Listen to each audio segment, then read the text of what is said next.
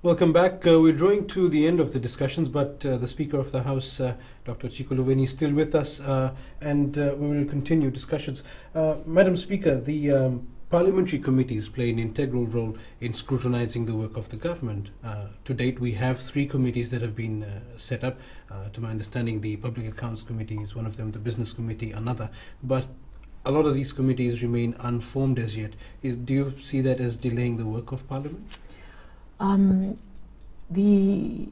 are in the process of forming these other committees, but they really will come to the fore when the need arises.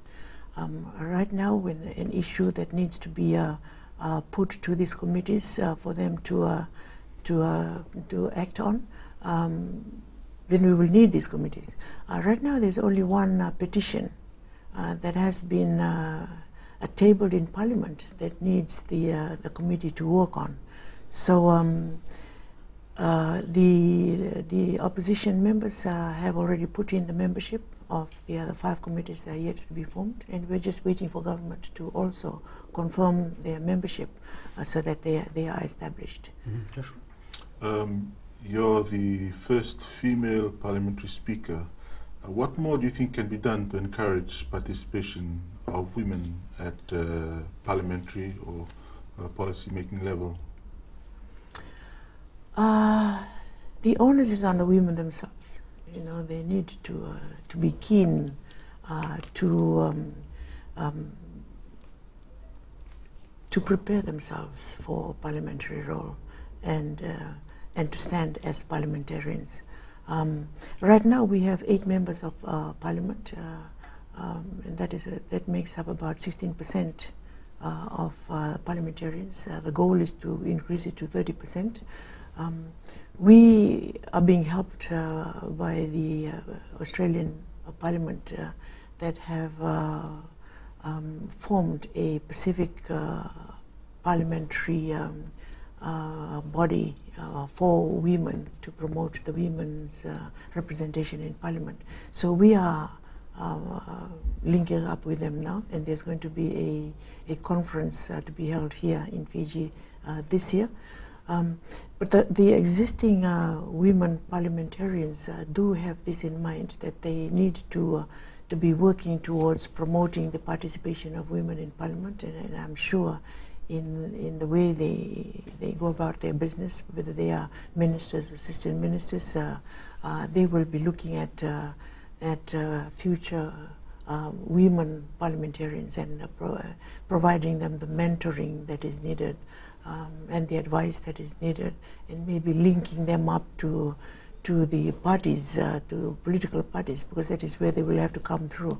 And also encouraging these women to be more involved in the community development process, so that the voters recognize them as future parliamentarians that can represent their interest in Parliament.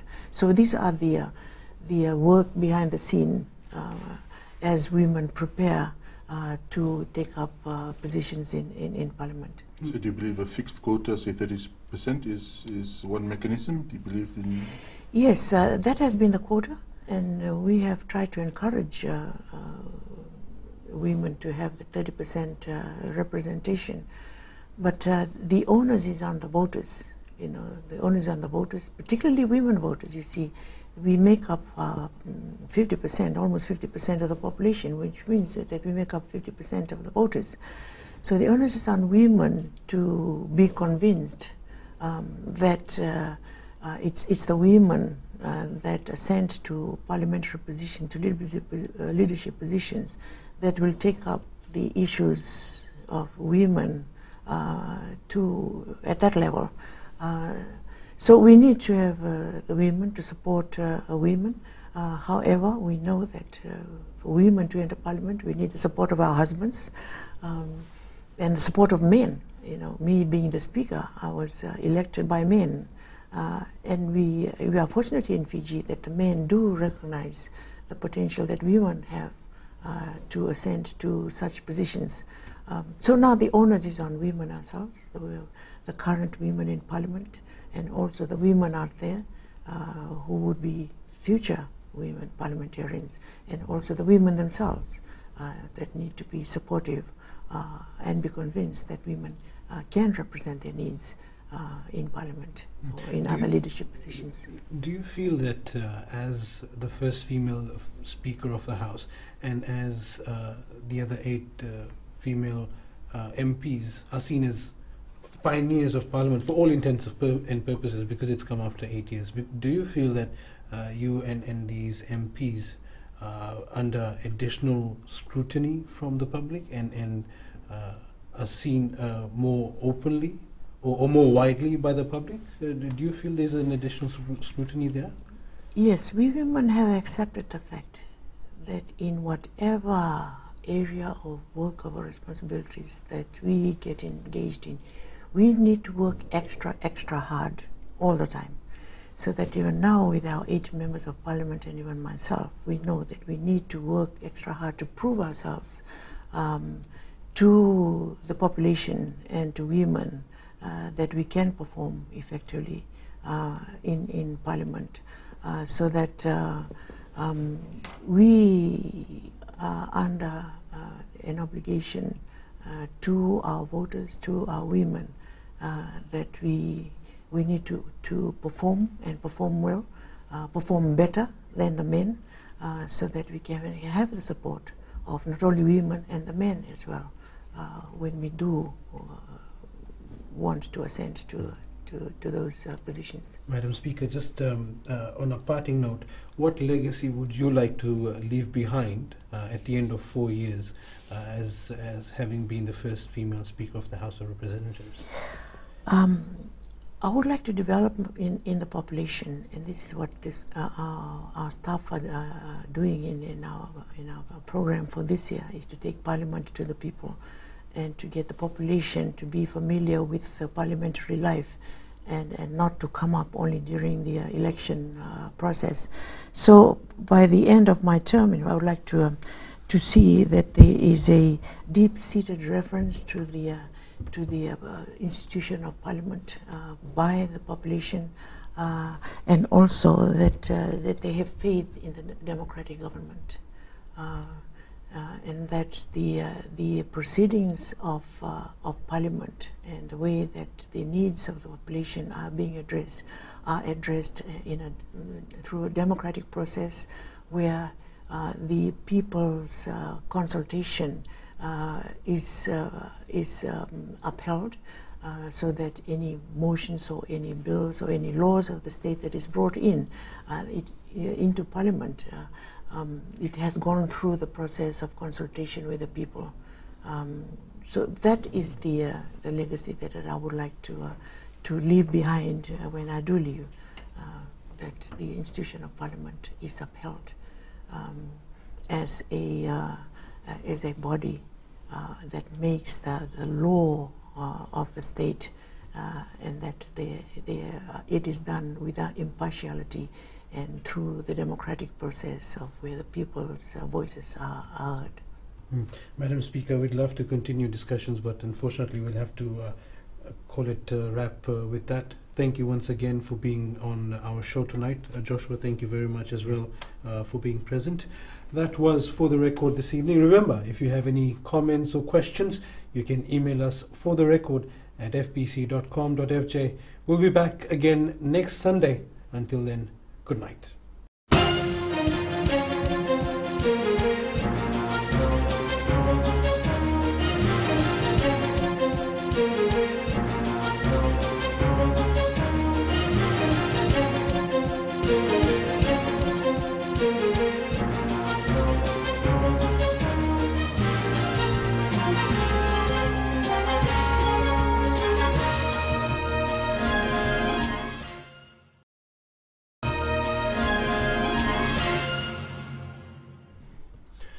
And welcome back to the show. Madam Speaker, before the break, you had referred to the 2015 budget discussion and the decision of the opposition side of the House to walk out. How does that reflect on you as Speaker? Should they have done that? I guess the opposition they do have their right to oppose government in any way they can, and particularly with this parliament, where government really overwhelms in numbers the opposition. And I do respect the decision that they made to walk out, although I do not support that decision. But they made that decision.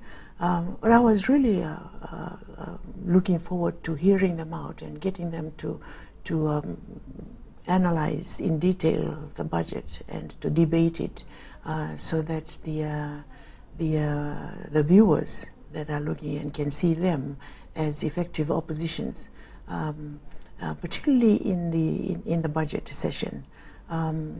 But unfortunately, they walked out, and we did not hear them out, and the people did not hear them out. But it just facilitated the passing through of the budget in Parliament for the government. But that is behind the last year. This is a new year. As I said, we are still learning. There's a process that we are going through, the learning process in Parliament. And we've made some decisions that people may not agree with, and I think with the opposition they may consider doing such a having to resort to that kind of action to reflect how they felt about the proceedings of Parliament in respect to the budget. Is there any indication that morning that this would be their course of action? Before that, no, there was no indication yet, and I think they took us all by surprise. But yes, they did have some opposition to some of the budget issues that were brought up, and that I, for instance, was expecting to hear them out and how they would handle their disagreement to some of the budget issues that were brought up, but they did not. We did not have that opportunity, and as I said, it's water under the bridge. Let's look forward to a more positive involvement in parliamentary debate in the future. Of course, there has been a lot of debate, however, about the budget outside of Parliament. There have been media reports in the newspapers, through our medium, and in various other news outlets, the opposition MPs picking different points out of the 2015 budget and speaking their mind. This, of course, was not done when the opportunity was given in the House of Representatives. I think that was the lessons that they learned, because after that particular sitting, when we had further discussions on the budget, they were opposing some of the things that happened, but they did have the opportunity to oppose. But once the budget has been approved and enacted in Parliament, you are not you cannot amend it. They didn't have the opportunity to voice their opinion if they had wanted to make any changes. So that was not truly reflective of them being responsible opposition members. Do you think their voters miss out on having their voices heard in Parliament when opposition MPs, or any MP for that matter, walks out of a sitting? Yes, from what we read in the media after that, the letters to the editor, and this is where the people really express their opinion in what took place. There have been a very strong opposition to the stand that the opposition members took at the time. However, they have their own supporters as well that did agree with what they did, given their opinion on the issue at hand and how they reacted to it. So we have plus and minuses to that action, but I think there have been more minuses than plus. There's much said now about 2015, the paperless parliament, and this has to do with the introduction of new technology within parliament. How is that going so far? Has it made much of a difference, enhanced your work? Yes, we've gone digital, and the voting is done digitally. So that has really facilitated the flow of the parliamentary process where voting, takes place. There's a lot of time that is saved through the digital voting. So that in itself, modernizing Parliament and going digital and be in on what the whole world is doing to upgrade the services in Parliament. Fiji can be seen, particularly in the Pacific, as a Parliament that has gone digital, that has gone modern, and that is something that we can be proud of. It took some getting used to in the early days, didn't it? I mean, we were observing Parliament, and there used to be some votes pressing wrong entered buttons. in, yes, and MPs used to press the wrong button, or some didn't know how it worked. Was there this sort of confusion in the first few days? Not to extent that we can call that there was a problem there. No, there was not a problem, particularly because they had practice before Parliament. So maybe the pressing of buttons is really trying to make up the mind whether to say aye or nay. But it's very simple. Mm-hmm. And it's right there in front of them with colors that will show them, to say no or yes. So no, it did not pose a problem at all. I guess some of them must have gotten a bit nervous having their first vote in Parliament. They must have got the buttons confused. The other thing about this new Parliament is resourcing. There's a lot that needs to be done in terms of having the capacity to run Parliament and to do all the administration work that goes with it. We're talking about filing records and keep making sure that the office is able to run on a day-to-day basis. Are you confident that the Parliament office is properly resourced, or do you have more needs? We do have allocation for resources, facilities, and also the human resource.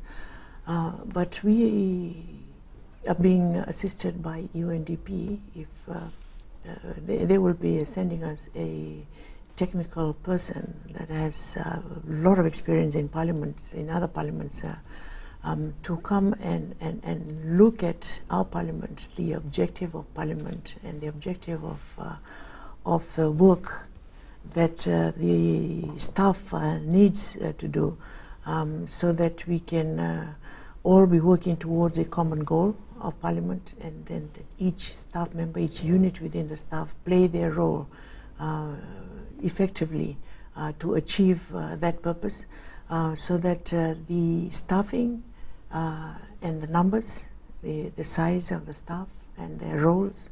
We'll take another quick break. Don't go anywhere.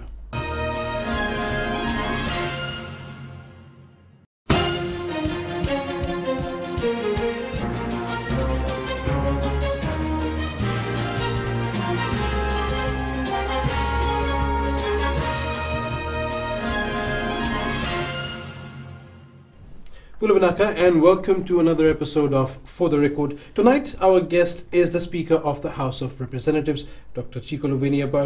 She'll be talking about the return to democracy and how the House of Representatives is settling down. Also in studio with us is our fellow panelist, Joshua Tuere from the Fiji Sun, and we'll get right into it. Madam Speaker, first of all, thank you very much for being here with us this evening. And Joshua, welcome back, renewing a long-standing relationship of having our fellow journalists from other media organizations as part of the panel. As I had alluded to earlier, still early days for Parliament yet, but things seem to be settling in. Yes, the first sitting was an exciting one for everyone, particularly when we're all new to Parliament. I am new as a Speaker, the Secretary General is new, and many of our staff that is running the Parliament are new. And also the members of Parliament, most of them are new parliamentarians.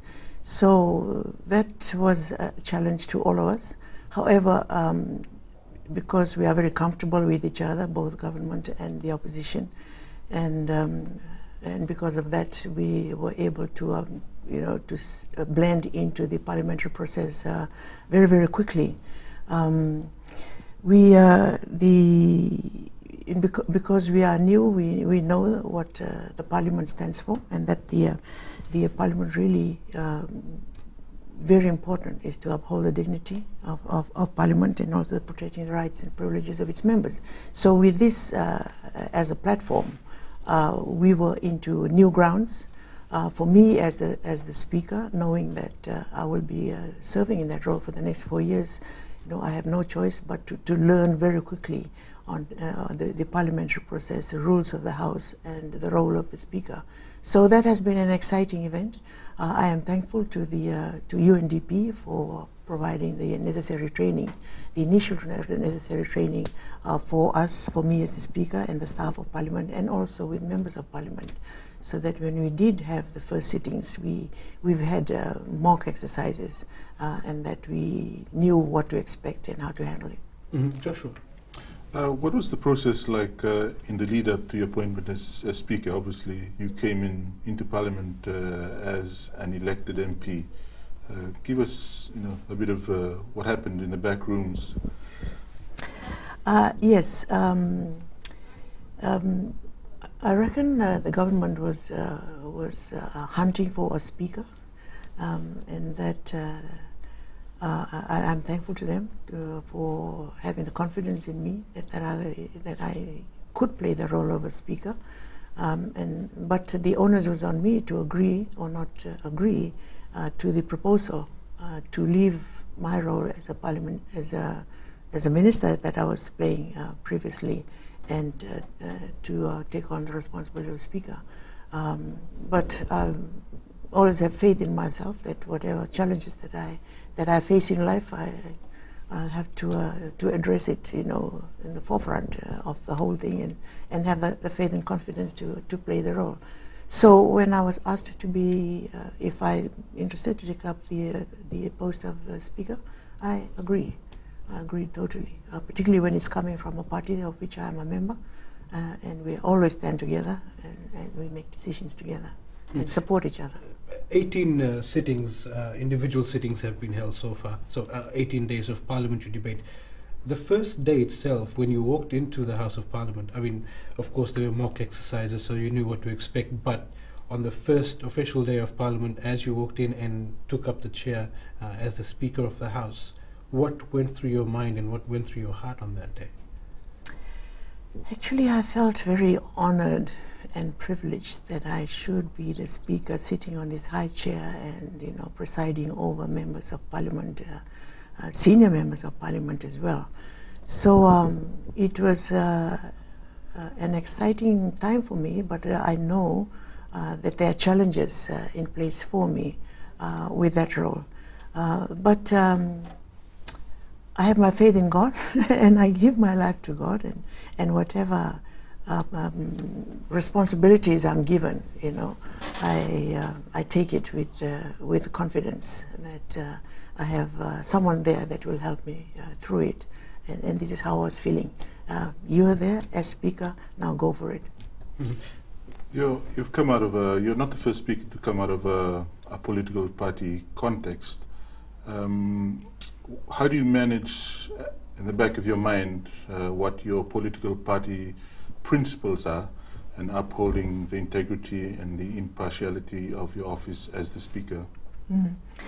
I am realizing that the election of me as the Speaker is a political one, and also and because of that I am politically affiliated, but I am expected to play the role of the Speaker with impartiality.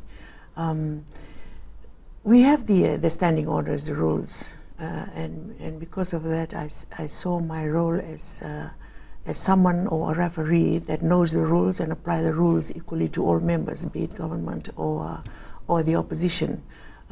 So that the transition from being a party member, a political party member, and to play a role of someone that has to be impartial and upholding the dignity of such an august body as the institution of Parliament.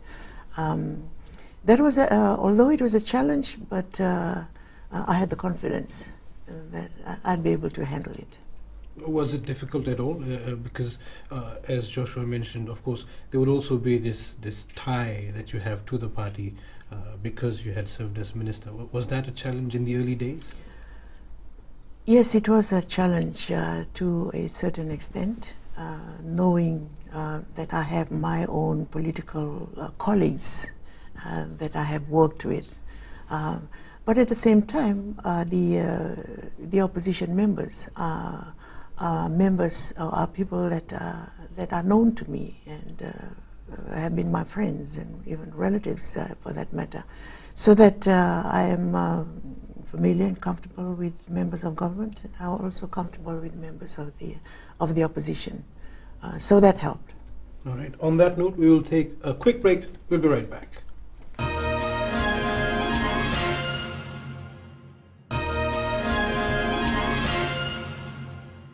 Welcome back to For the Record. Our guest tonight is Dr. Chiko Luweni, the Speaker of the House of Representatives. Joshua, I'll have you go with the first question. Madam Speaker, we understand you will be accompanying the Honourable Leader of the Opposition, and understand the Leader of Government Business and the Secretary General to Parliament on an EU-sponsored trip to visit the UK Parliament. Do you want to give a brief outline of what your programme will be and what you intend to learn and bring back to the Fijian Parliament? The mission to the United Kingdom is still a continuation of the support that UNDP is providing to us, and this time that has been made possible through the support of the European Union. The exposure to the Westminster Parliament, and also in London, and also that will be visiting Wales and Scotland. That exposure will provide us the opportunity to observe Parliament in session, especially in such an august body as the Westminster, particularly when our parliamentary process has been based on the Westminster system. So we're looking forward to that. We will be spending time in observing the business and having discussions with the relevant people that have been recommended by the UNDP. We will focus on establishing a network with parliamentarians. There is obviously a global move for all parliamentarians in the world to be connected. And this is our opportunity to connect with the United Kingdom and parliaments in the UK. So we will be networking with them. We will be observing Parliament sitting and perhaps pick up some lessons that could be learned and that could be replicated when we come back here to Fiji.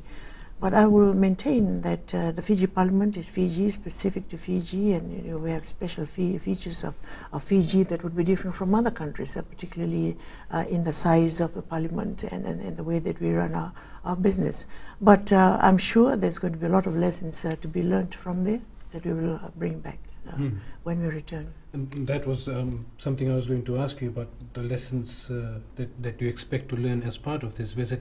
A lot of this would be behind the scenes procedures or operations that we and the public may not get to see in Parliament sittings, but there is a lot of stuff that goes on behind closed doors, administration stuff. Would that also be part of the delegation's visit? Would you also be looking at that? Yes, definitely. We would like to be very clear on the role of Parliament and particularly in the way the resources are allocated, maybe facilities and human resources and programming purposes and also their own programs that these parliaments have. We will be having private discussions with them. And when we do come here, there are also discussions that go outside of Parliament in preparation for the sitting of Parliament, particularly in our engagement with the government whip, the opposition whip. There are certain contentious issues that need to be to have some compromise on before we put it to Parliament. And these are some of the things that we'll be looking out for in parliaments in the UK, how they handle these issues, and that behind the scene negotiations that could be taking place to facilitate the procedures in Parliament. So that would be some of the things that we'll be looking out for. And is that part of the reason that the leader of the government in Parliament and representative from the opposition are also part of this delegation? And do you see this as a collaboration of both sides of the House? Yeah, definitely. When we have both opposition and leader of government together, when we come back, we would have a common understanding as to the standards that we'll be looking at, and the application of some of the things that we've learned from there, back here in the Fiji Parliament. So that would be a plus for this delegation. Sure. Given that you're going on this trip, just looking back over the last few months, are there any particular areas lacking in how you've facilitated business between the opposition and government? Are there any areas that you felt were lacking that you could learn a bit more on this trip? Probably in the implementation of the standing orders, the application of the standing orders to ensure that it is effective and efficient. How these parliaments, particularly the administration of Parliament, would handle these issues, as I said, from the application of the standing orders. So these are some of the gaps still to be addressed, to give us the confidence to exercise our role in a way that is credible, and also keeping in mind that we need to uphold the dignity of Parliament and the respect that the people would have on the institution of Parliament. So with that backdrop, we will be looking out for how these parliaments are handling the running of their Parliament based on the procedures in place, so that we will not reinvent the wheel when we come back. We have had this experience, and experience that can be replicated back here. So these are some of the things that we'll be looking at as well. Do you expect there to be a lot of similarities with some of these parliaments, given their size, the size of their government, and the size of the House of Representatives, and given ours? With a parliament that has 500 members, and these are to be handled by one speaker, and also the enormity and the magnitude of issues that could be brought into Parliament from these mega parliaments.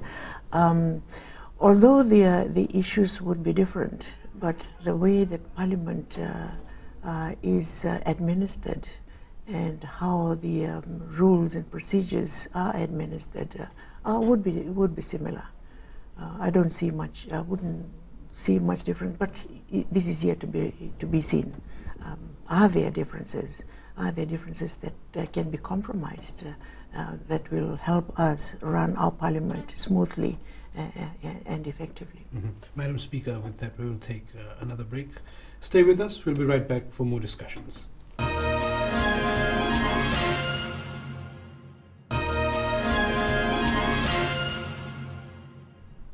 Welcome back to For the Record. We're speaking with the Speaker of the House of Representatives, Dr. Chico Luveni. Dr. Luveni, there have been 18 sittings of Parliament, 2 sessions. During this time, there's been a lot said by both sides of the House, but you as Speaker have a sort of bird's eye view of what's going on. So how would you describe the level of debate and the tone of discussion that's been going on in the House of Representatives? The positive thing about the parliamentary process is that whatever questions or the motions that are put in Parliament have been discussed previously before the Parliament sitting. And we have a business committee that agrees to all these these items on the order of Parliament of the day, so that there has been some preparation before Parliament sitting. But I do have a Secretary General that helps me in the application of the standing orders, the interpretation of standing orders based on maybe points of orders that are coming in Parliament and supplementary questions. We also have a legal advisor that sits just below me that will continue to provide me with advice and assistance during the proceedings of Parliament. So in that respect, a speaker does not have to have a legal background, but someone who knows of the parliamentary process, who knows the rules and processes of Parliament. Maybe the standing orders is very important in this one. The standing orders must be at fingertips of the speaker, and I'm still learning to do learning all this. So with that, and also knowing that the objective of the debates, when an issue is addressed, the speaker must ensure that the voices of both members of Parliament are heard, their comments are being taken into consideration, and that at the end of the debate there is some positive conclusion to the issue that is being addressed. And that really is the role of the speaker, to see that this does happen. Have you found that even with just 18 days in, have you found a situation where you've seen that a lot of your role in Parliament is to use your own judgment when debate is getting a bit heated and things are getting a bit riled up among the members? You have to sort of use your own judgment and say, this is the time to step in, or this is not the time to step in. Has there been those situations? Yes, there have been such situations, particularly in these first sittings, as you have rightly mentioned. We're all new and we're all learning, and sometimes when an issue is being discussed or is being presented by a member, I will need to see that they don't deviate from the issue, and that they are succinct and they are very definite and focused on the issue at hand. And also when there are questions or supplementary questions that are being asked, that they are relevant to the issue that is under discussion. So actually the speaker needs to ensure that the discussions are focused on a particular issue at hand, and that there are no irrelevant issues brought in that will dilute the discussion that is happening at the time. How do you think you've done so far on the job? I have tried my best to do this, but because I'm still learning, I need to really enhance and strengthen the skills that I would have in the application of the standing orders, to ensure that the debates in Parliament are very focused and to achieve the objective. Have you found some MPs trying to push the envelope, trying to get away with just a little bit more every time? Yeah, they do try to do that, particularly when in the question time, when they're asking questions and the answers are being given, and then they will ask supplementary questions that may be irrelevant to the issue at hand. This is when I will straighten them up and get them to keep in focus. There are rules in the questions also that are being asked, and to ensure that the dignity of the House is upheld, particularly in the language that is being used, and also the time limit that has been given for a person to speak, and very, very strict in the time that they are given. And I think with the members now, with the past 16 days sitting, they have had that experience, and that they know that they need to be very focused in what they say, given the time that they are given. And I'm sure we're into a new year, and a year where the quality of debate and the quality of the interchange in the communication within Parliament would improve. Of course, you would agree that robust discussion and speaking frankly are one of the hallmarks of democracy, and not just in Parliament, but even on the periphery of the House of Representatives. You have MPs now who are bringing up issues and openly debating matters that they feel affect everyday Fijians. How does that reflect on you, even that there is discussion going on outside of Parliament? I need to, as the Speaker, I need to give each member, provide them with their right to speak their mind. They must be able to say whatever they would like to say on issues at hand, and I would like to maintain that, their right and freedom of speech in Parliament, to express themselves. So